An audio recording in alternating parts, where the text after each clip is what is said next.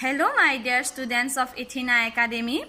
Today I am going to teach you a lesson from your Hindi grammar book. The chapter name is Basan. Basan. So let's start. बच्चों, आज मैं तुम लोगों को यह chapter सिखाऊंगी. Chapter number 7. चैप्टर नेम बचन. बचन. नंबर. बसन को अंग्रेजी में क्या कहते हैं? नंबर. बच्चों, तुम लोगों को पता है बसन किसे कहते हैं या बचन का अर्थ क्या होता है? यहाँ पर देखो, बसन शब्द के जिस रूप से संज्ञा के एक या अनेक होने का बोध हो उसे वसन कहते हैं. शब्द के जिस रूप से संज्ञा के एक या अनेक होने का बोध हो उसे क्या कहते हैं बच्चों? उसे वसन कहते हैं. उसे क्या कहते हैं? वसन कहते हैं. शब्द के जिस रूप से संज्ञा के एक का मतलब आप लोगों को पता है. संज्ञा भी आप लोगों ने पढ़ा है ना? एक या अनेक. अनेक मतलब एक से ज्यादा, 2, 3, 4, एक से ज्यादा, उसको अनेक कहते हैं या अधिक भी कह सकते हैं. होने का बोध हो उसे वसन कहते हैं. अब वचन के प्रकार. बच्चों, अब मैं तुम लोगों को वसन के प्रकार सिखाने जा रही हूँ. वसन के कितने प्रकार होते हैं और क्या क्या होते हैं ये मैं अब तुम लोगों को सिखाने जा रही हूँ. यहाँ पर देखो,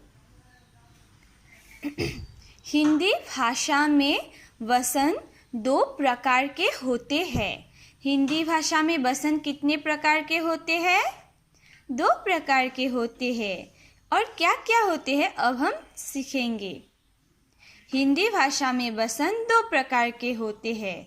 जैसे वसन, जैसे एक वचन, बहुवचन. एक वचन, बहुवचन.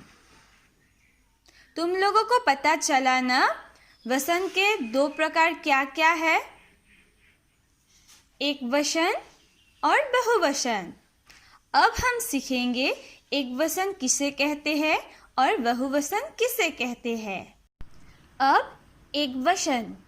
एक वचन शब्द के जिस रूप से एक प्राणी, वस्तु अथवा स्थान का बोध होता है उसे एक वचन कहते हैं. जैसे दरवाज़ा, घड़ी, खिड़की. शब्द के जिस रूप से. बच्चों, आप लोगों ने तो शब्द पढ़ा ही है. शब्द के जिस रूप से एक प्राणी. एक मतलब वन. प्राणी मतलब एक इंसान भी हो सकता है, एक जानवर भी हो सकता है. वस्तु, एक वस्तु अथवा स्थान का बोध होता है उसे एक वचन कहते हैं. उसे एक वचन कहते हैं. यानी एक का बोध होता है, एक का बोध जो करता है. शब्द के जिस रूप से एक का बोध होता है उसे एक वचन कहते हैं. जैसे दरवाज़ा. अगर एक कमरे में एक दरवाज़ा है तब उस दरवाज़ा को दरवाज़ा ही कहते हैं. अगर एक से ज़्यादा है उसे दरवाजे कहते हैं. 2, 3 होते हैं तो दरवाजे कहते हैं. अब घड़ी. ठीक उसी तरह घड़ी. एक कमरे में एक घड़ी हो तो उसे घड़ी कहते हैं, लेकिन एक से ज़्यादा हो तब घड़ियाँ कहते हैं. खिड़की. उसी तरह खिड़की भी. एक कमरे में एक खिड़की हो तो उसे खिड़की कहते हैं. अगर एक से ज़्यादा हो उसे खिड़कियाँ कहते हैं. अब बहुवचन. शब्द के जिस रूप से एक से अधिक प्राणियों, वस्तुओं अथवा स्थानों का बोध हो उसे बहुवचन कहते हैं। शब्द के जिस रूप से एक से अधिक यानी एक से अधिक, अधिक मतलब अनेक, 2, 3, 4 एक नहीं, 2, 3, 4 5 से अधिक प्राणियों, वस्तुओं अथवा स्थानों का बोध हो उसे बहुवचन कहते हैं।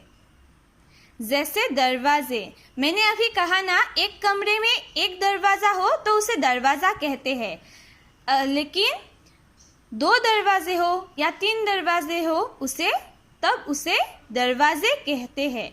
एक से अधिक होने पर दरवाजे कहते हैं।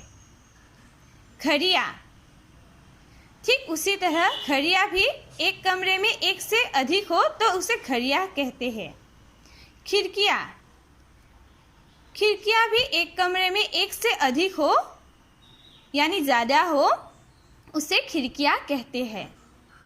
बच्चों, अब तुम लोगों को पता चला ना एकवचन और बहुवचन में क्या भेद होता है। शब्द के जिस रूप से एक प्राणी, वस्तु अथवा स्थान का बोध होता है उसे एकवचन कहते हैं। एकवचन में एक प्राणी, वस्तु अथवा स्थान का बोध होता है उसे एकवचन कहते हैं। और बहुवचन में शब्द के जिस रूप से एक से अधिक प्राणियों, वस्तुओं अथवा स्थानों का बोध हो उसे बहुवचन कहते हैं। एक से अधिक प्राणियों, वस्तुओं अथवा स्थानों का बोध हो उसे बहुवचन कहते हैं। तो बच्चों, तुम लोग इस सप्ताह को अपने घर में अच्छी तरह से पढ़ो और पढ़ने के बाद कुछ डिफ़िकल्टी पाते हो तो मुझे फ़ोन करो।